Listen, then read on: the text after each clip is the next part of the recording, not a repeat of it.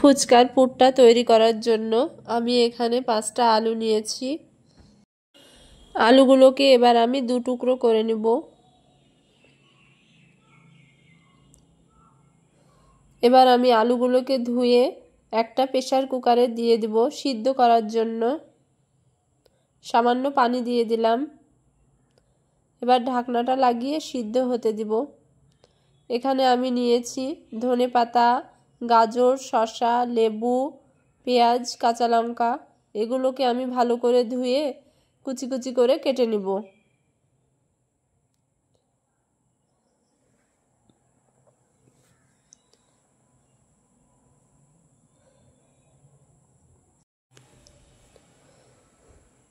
তো আমার এগুলো সব কাটা হয়ে গেছে। এবার আমি একটা মশলা তৈরি করে নিব। তার জন্য এখানে আমি একটা তাওয়াতে দিয়ে দিলাম 2টো শুকনো লঙ্কা, ধনে, জিরে। এগুলো এবার আমি ভালো করে ভেজে নেব। ভাজা হয়ে গেছে, এবার আমি এগুলোকে গুঁড়ো করে নেব। তো আমার আলুটা সিদ্ধ হয়ে গেছে। এবার আমি আলুর খোসাগুলো ছাড়িয়ে নেব। তো একে একে আমি সব আলুর খোসাগুলো ছাড়িয়ে নিয়েছি। এবার হাত দিয়ে একটু আলুগুলোকে ম্যাশ করে নেব। এবার আমি এখানে দিয়ে দিলাম পেঁয়াজ কুচি, লঙ্কা কুচি, গাজর কুচি,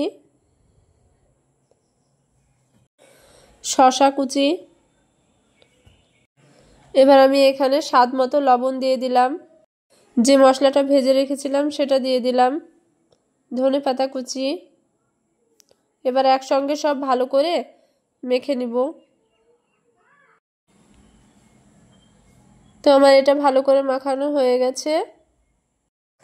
এবার আমি ফুচকার টকঝাল পানিটা তৈরি করে নিব। তার জন্য এখানে আমি প্রথমে তেঁতুলের মাড়টা দিয়ে দিলাম। আমি এখানে বাজারে যে প্যাকেটের তেঁতুলের মাড়টা পাওয়া যায় সেটা ব্যবহার করেছি। তো সামান্য লবণ দিয়ে দিলাম, কাঁচা লঙ্কা, পেঁয়াজ কুচি, ভাজা মশলা গুঁড়োটা দিয়ে দিলাম, ধনেপাতা বাটা, ধনেপাতা কুচি, লেবুর রস,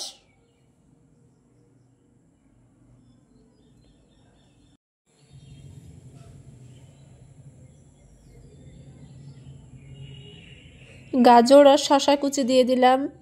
এবার এগুলো সব ভালো করে মিশিয়ে নিব।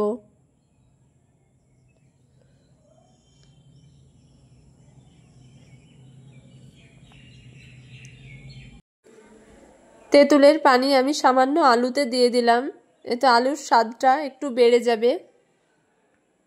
তো এটা একটু ভালো করে মিশিয়ে নিয়ে গ্যাসে কড়া বসিয়ে তেল দিয়ে দিব।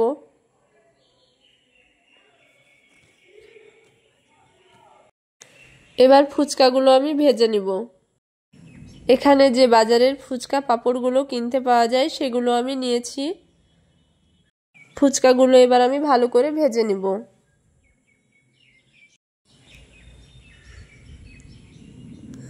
এগুলো আমার ভালো করে ভাজা হয়ে গেছে। এবার আমি তুলে নেব।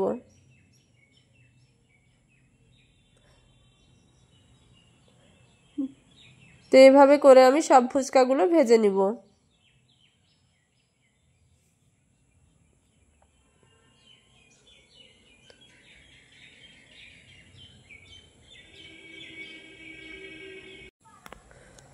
তো সব ফুচকাগুলো আমার ভাজা হয়ে গেছে। এবার আমি ফুচকাগুলোকে পুর ভরে রেডি করে নিব।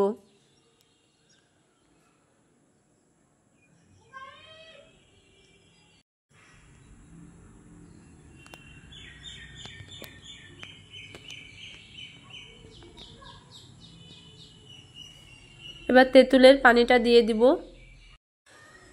তো আমার ফুচকাটা রেডি হয়ে গেছে। তো এখানে আমি দই ফুচকাটাও বানিয়ে নিয়েছি। প্রথমে আমি ফুচকার ভিতরে আলুর পুরটা দিয়ে দিয়েছি। এবার আমি ওপর থেকে দই দিয়ে দিলাম।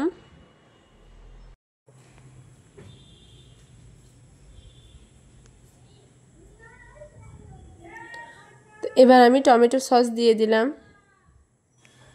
তো আমার দই ফুচকাটা রেডি হয়ে গেছে।